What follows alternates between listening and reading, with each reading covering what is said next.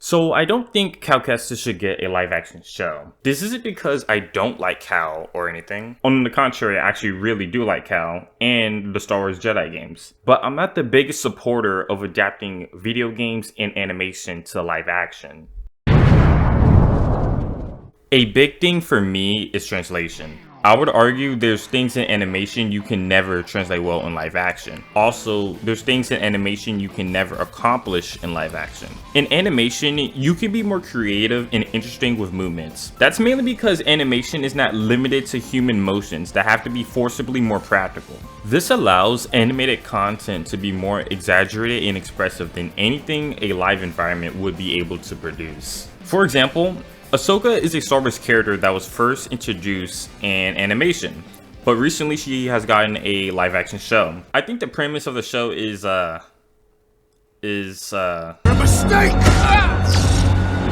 Well, it's something, but we're here to talk mostly about the choreography, which I'm disappointed by. The main reason being is because Ahsoka is a practitioner of Ataru, which is the fourth lightsaber style. This means she combines aggressive attacks with acrobatic movements. A lot of that don't really communicate too well in this adaptation of the character. Just take a look at this side by side. I think it's blatant which one of these look more visually appealing to look at. Now, I don't expect Rosario Dawson and Ariana Greenblatt to perfectly simulate Ahsoka's acrobatic style, but why adapt this character in a media she wasn't intended to tell a story in? Ahsoka is a character that was designed to move and work in an animated environment. When you try to take her out of that, you are going to lose a lot of her charm. All of my frustrations with the Ahsoka show is just me trying to put in perspective for you guys what my concerns are with adapting Cal into this different setting. Cal uses a lightsaber that's able to switch to 4 different modes, okay? If Disney can't translate Ahsoka's fluid and acrobatic style, I don't think they're capable of showing off Cal's finesse between these different modes. And on top of it, Cal uses so many different force abilities, such as raw running, force dash, force slam, and even force stop. We rarely get to see extended force use in a live action Star Wars, and when we do, it's so far in between. Some of the showings are cool, but you can't just not show it for Cal. That gets into my next point, which is about cutting content. Cal using all these different abilities isn't just for show. It's a part of his journey.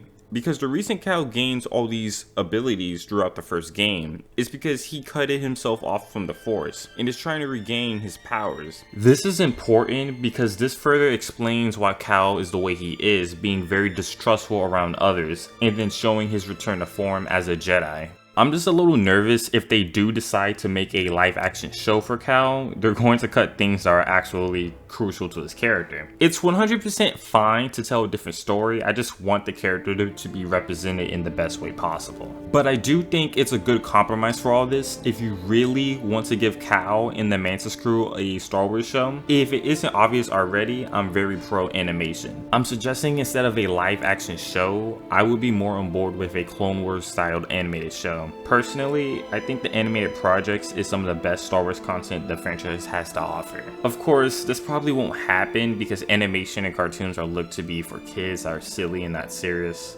but I can dream.